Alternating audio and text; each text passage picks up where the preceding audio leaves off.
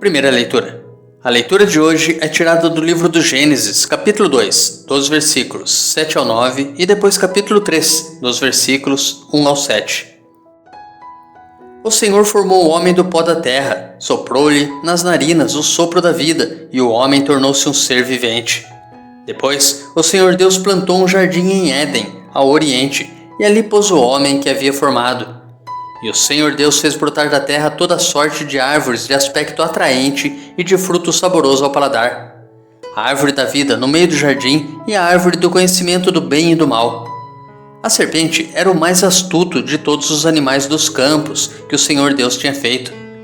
Ela disse à mulher: "É verdade que Deus vos disse: não comereis de nenhuma das árvores do jardim?" E a mulher respondeu à serpente: "Do fruto das árvores do jardim nós podemos comer, mas do fruto da árvore que está no meio do jardim, Deus nos disse: não comais dele nem sequer o toqueis, do contrário morrereis."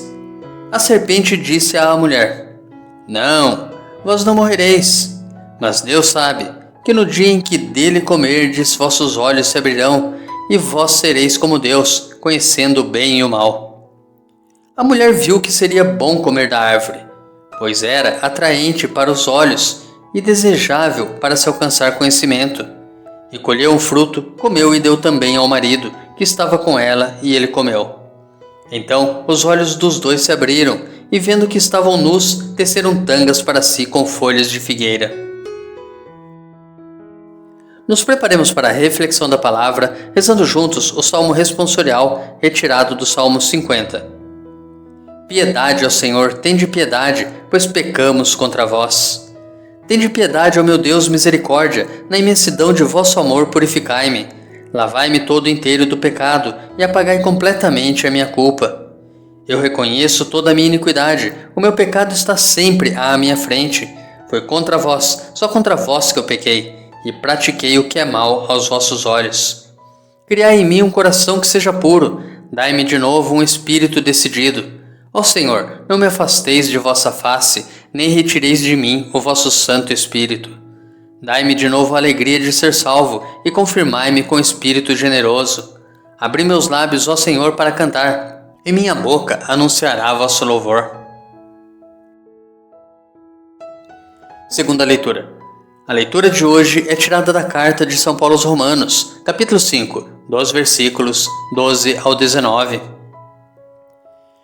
Irmãos, consideremos o seguinte: o pecado entrou no mundo por um só homem. Através do pecado entrou a morte, e a morte passou para todos os homens porque todos pecaram. Na realidade, antes de ser dada a lei, já havia pecado no mundo. Mas o pecado não pode ser imputado quando não há lei. No entanto, a morte reinou desde Adão até Moisés, mesmo sobre os que não pecaram como Adão, o qual era a figura provisória daquele que devia vir. Mas isso não quer dizer que o dom da graça de Deus seja comparável à falta de Adão.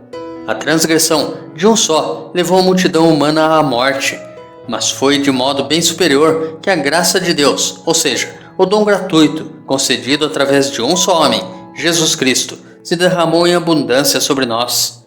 Também o dom é muito mais eficaz do que o pecado de um só, pois a partir de um só pecado o julgamento resultou em condenação, mas o dom da graça frutifica em justificação a partir de inúmeras faltas.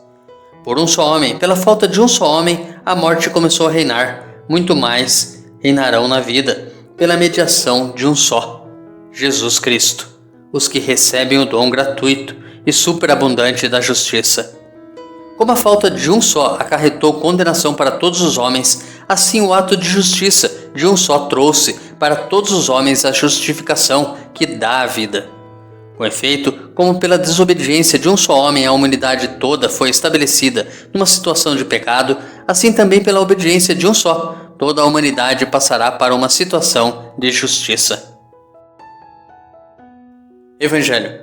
O Evangelho de hoje é tirado de Mateus, capítulo 4, dos versículos 1 ao 11. Naquele tempo o Espírito conduziu Jesus ao deserto para ser tentado pelo diabo. Jesus jejuou durante 40 dias e 40 noites, e depois disso teve fome. Então o tentador aproximou-se e disse a Jesus: "Se és filho de Deus, manda que estas pedras se transformem em pães. Mas Jesus respondeu: Está escrito, não só de pão vive o homem, mas de toda palavra que sai da boca de Deus.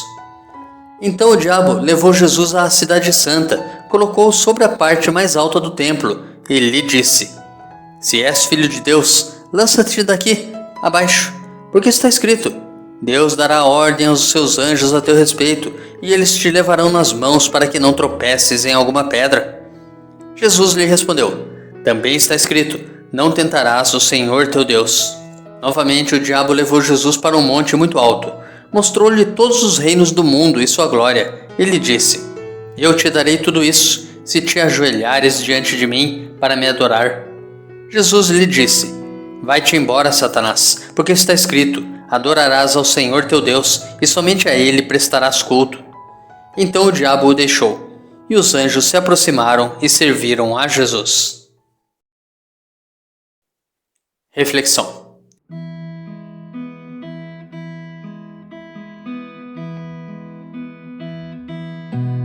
Na figura da serpente, o tentador se manifesta aos nossos primeiros pais, de maneira ardilosa e vil, para induzir-lhes ao erro.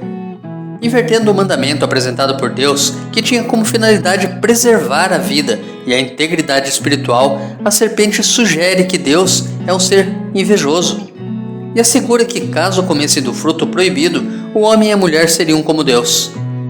O resultado é aquilo que São Paulo desenvolve na segunda leitura de hoje. Pelo pecado, a morte entrou no mundo. Seus efeitos se estenderam a todos os homens, pois todos pecaram. No entanto, se por meio da transgressão de um só homem o gênero humano fora relegado à morte, é também por meio de um só homem, Jesus Cristo, que o dom gratuito, isto é, a graça de Deus, é derramado de maneira vigorosamente, mais abundante e superior sobre todos. Ora, se o pecado cometido por nossos primeiros pais resultou em condenação, o dom da graça, derramado por Jesus Cristo, resultou em justificação. Tudo isso alcançado pelo preço de seu sangue, em perfeita obediência ao Pai. Com efeito, como vimos no Evangelho de hoje, Jesus venceu as tentações às quais cederam outrora Adão e Eva, para nos devolver a possibilidade real de viver com Deus nesta vida e depois participar da vida divina nova e eternamente. Para tanto, precisamos vencer todas as tentações, simbolizadas pelas 3 propostas apresentadas pelo tentador ao Cristo. Revestido e guiado pelo Espírito Santo, Jesus jejuou 40 dias e 40 noites, como Moisés, Êxodo 34, versículo 28, e teve fome, como todo ser humano. Foi tentado e nunca cedeu às impertinências do maligno. Jesus é provado no deserto e durante sua vida terrena, em sua condição de filho e Messias, até vencer completamente o mal, entregando-se na cruz. Tenha um santo e abençoado dia.